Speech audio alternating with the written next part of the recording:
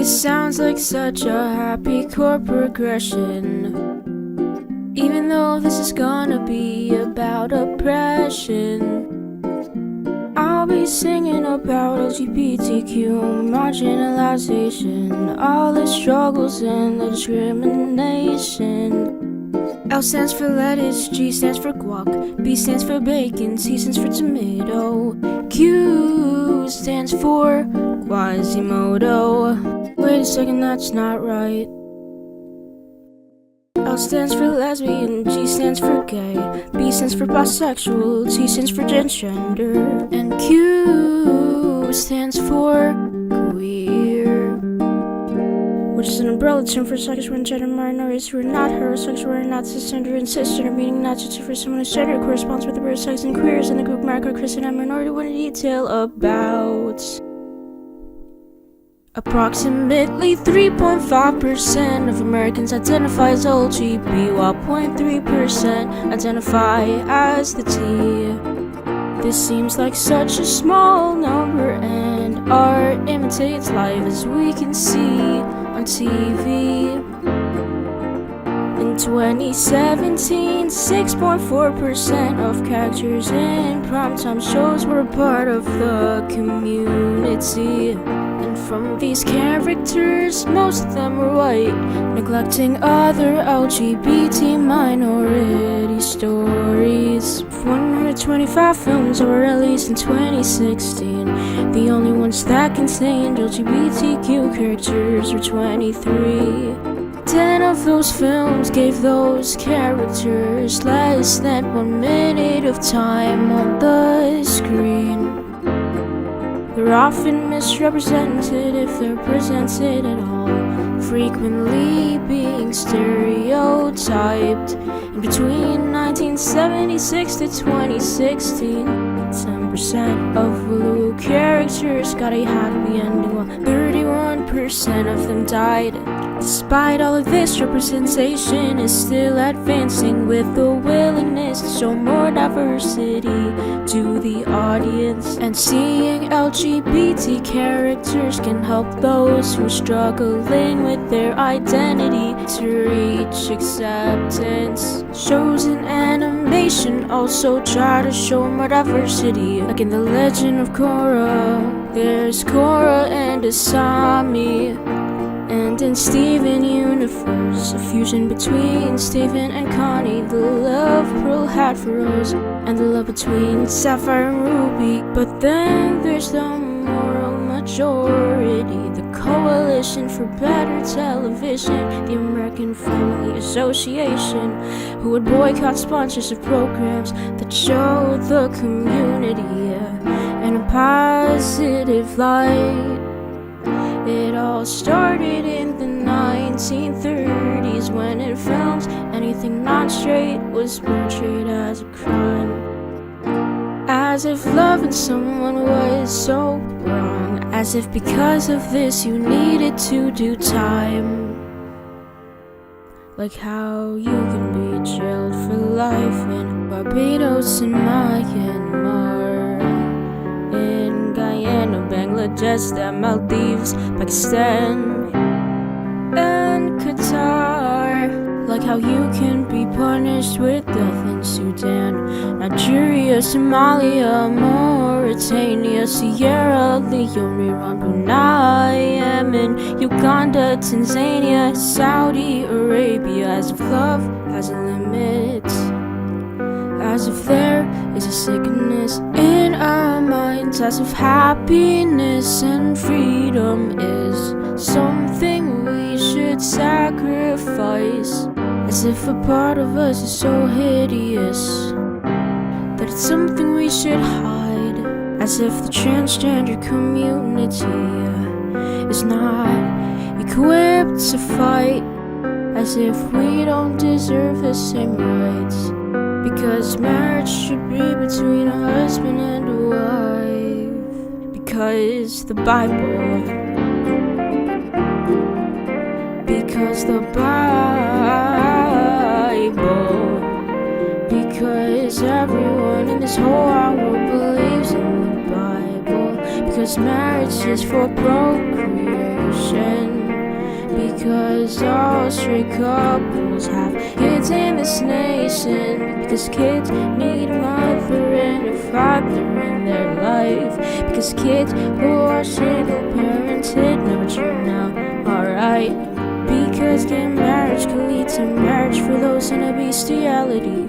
Because loving the same gender as you is the same thing as really, really loving your dog. Because immoral and unnatural is synonymous with homosexuality. And that's the reality. But the reality is, in 1973, a gay bar was lit on fire. The act of arson led to 32 dead. In 2016, a shooter was in a gay nightclub. 49 people died with 58 wounded. In 2014, after undergoing conversion therapy, 14-year-old Leela Alcorn committed suicide. One nationally representative study found that LGBT youth are more than twice as likely to attempt suicide as their non-LGBT peers. In 41 states, the therapy is still legal. Treatments include electric shocks or vomit-inducing chemical compounds in order to stop same-sex attraction or change someone's gender identity. Even though professional organizations reject the approach, half of LGBT teens who come out to parents receive a negative reaction.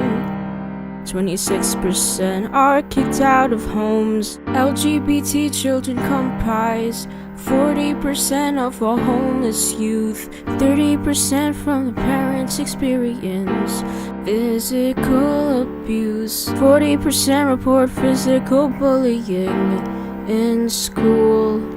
19% report being physically assaulted. 30% miss school because they feel unsafe.